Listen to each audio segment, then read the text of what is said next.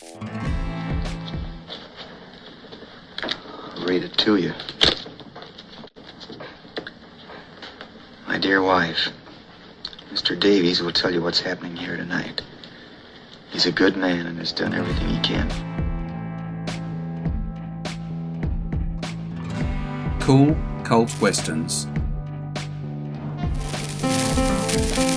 Westerns are an important genre of American cinema, but some of the best examples are anything but standard or even traditional. Films like Gone with the Wind are seen as masterpieces from the time the audiences first saw them, evidenced by their critical and box office success. Terms like cult film and later cult classic are used to describe a movie that has developed a small but significant and dedicated fan base that grows over time, while hugely successful blockbuster franchises like Star Wars and Marvel movies have such enthusiastic fans that the movies seem to have a cult-like influence.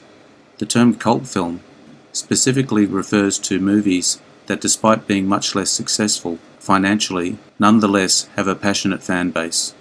There are movies that underperform at the box office all the time, that still manage to win over a few fans. Some movies inspire such deep devotion that they develop a dedicated following.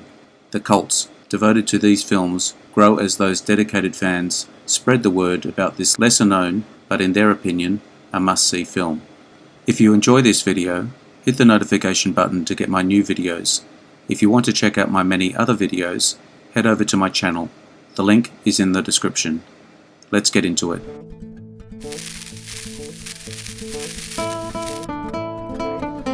Tombstone, 1993. The story of the legendary gunfight at the OK Corral in Tombstone, Arizona.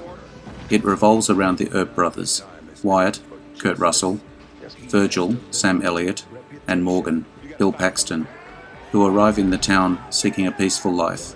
However, they find themselves drawn into a deadly conflict with a gang of outlaws led by Curly Bill Brocius, Powers Booth, and Johnny Ringo, Michael Biehn. Many recommend this one, with particular praise for Val Kilmer's role as the hard-drinking Doc Holliday. Tombstone is based on real people, but not historically accurate.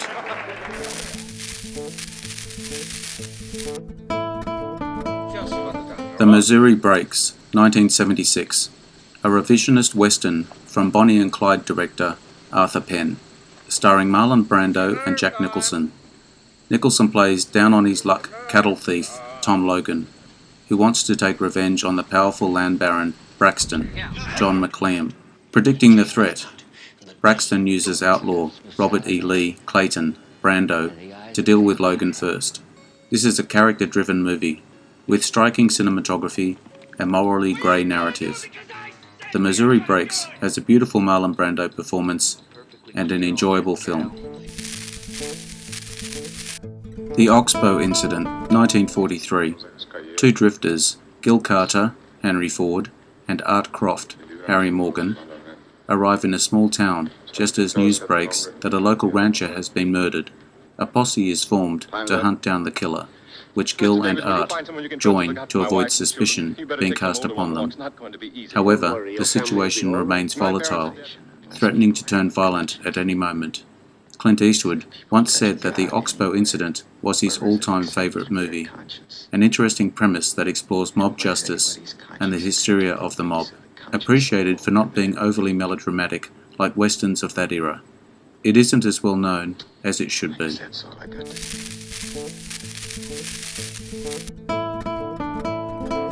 Open Range, 2003. Kevin Costner directed and starred in this revisionist western as cattle rancher Charlie Waite. He and his partner, Bob Spearman, Robert Duvall, butt heads with a corrupt land baron named Denton Baxter, Michael Gambon. They team up with other independent cattlemen and a spirited woman named Sue Barlow, Annette Bening, to resist Baxter's tyranny. Open Range tends to be overshadowed by other Costner westerns, like Wyatt Earp and Dances with Wolves, but it was just as good.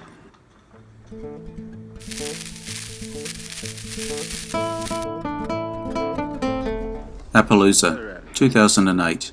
A little off the beaten trail. It's an Ed Harris passion project. He directed and co-wrote. His buddy, Viggo Mortensen, plays his sidekick. Harris and Mortensen are Virgil and Everett, two lawmen for hire, tasked with bringing order to the lawless town of Appaloosa. Their authority is tested when a powerful rancher, Randall Bragg, Jeremy Irons, starts wreaking havoc and commits acts of violence without consequences. To complicate things, Virgil and Everett fall for the same woman, a widow named Alison French, Renee Zellweger.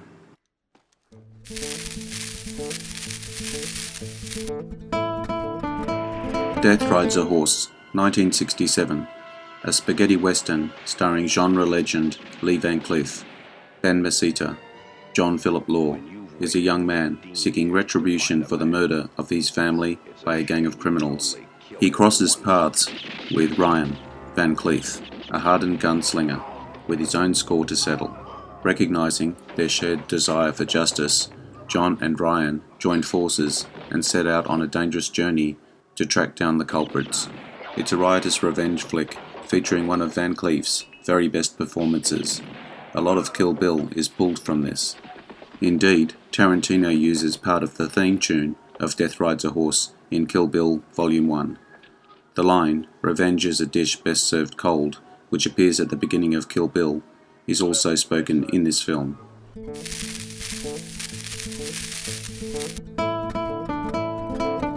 The Quick and the Dead, 1995.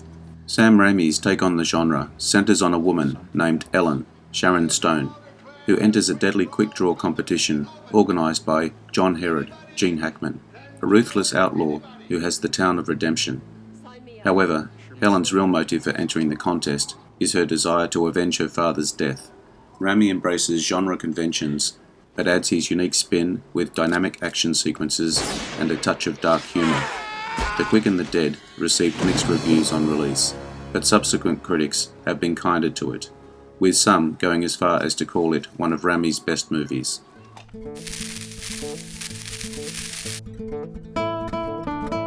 The Last Sunset, 1961. Kirk Douglas stars as Brendan O'Malley, an outlaw seeking refuge on the ranch of his former lover, Belle, Dorothy Malone. However, he soon becomes entangled in a web of deceit and desire when Belle's husband, John Rock Hudson, discovers their past connection. As tensions rise and secrets unravel, the trio embarks on a treacherous cattle drive through dangerous territory, facing external and internal conflicts. The Last Sunset is not that well known, but it's worth checking out to understand what director Robert Aldrich was about. He was an iconoclastic filmmaker, responsible for classics like Kill Me Deadly and The Dirty Dozen. This film is slower paced and more character-driven than most movies, but that's also its charm. Intimate story and small scale.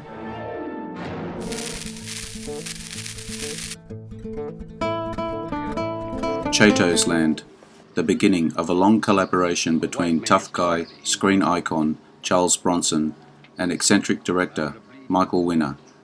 Bronson's Chato is an Apache who's driven to murder, but it's the posse of killers and reluctant accomplices, led by Jack Palance's ex-Confederate soldier, who perform a far worse crime in the name of justice. The movie transitions from a moralistic western to a slasher movie as Chato takes them out one by one.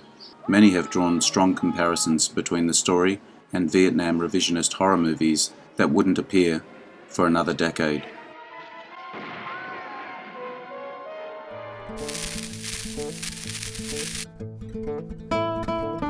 The Great Silence, Sergio Corbucci's bleak spaghetti western, is remembered for its nihilistic ending, or for the influence it's had on the genre. You'll see a lot of it in Quentin Tarantino's The Hateful Eight, and you'll hear even more of it in the scores from their shared composer, Ennio Morricone. As was the convention with Italian movies of that era, the audio is entirely dubbed, so it's your choice as to whether you see the Italian dub or the English.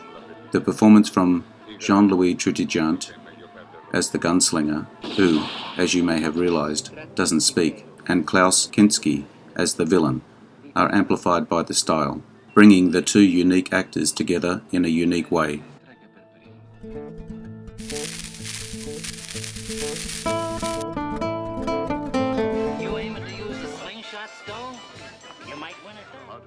Some worthy mentions that I may include in a follow-up video are Dead Man,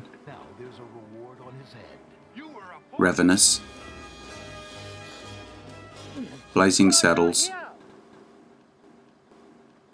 Ride the High Country, Johnny Guitar. Thank you for your time today. I hope you enjoyed the video. Let me know what you think in the comments. I appreciate likes and subscribers. Hit the notification bell to get my new videos. Take a look at my channel. The link is in the description. Bye for now. See you again soon.